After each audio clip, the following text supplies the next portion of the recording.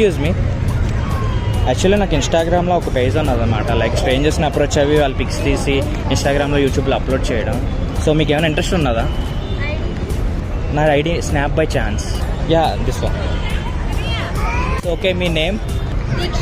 Sai Dikshita. So ఏం చేస్తారు? Inter first year. So ఏ college? Shri Chaitanya. అబ్బో, మేము కూడా చైతన్యనే.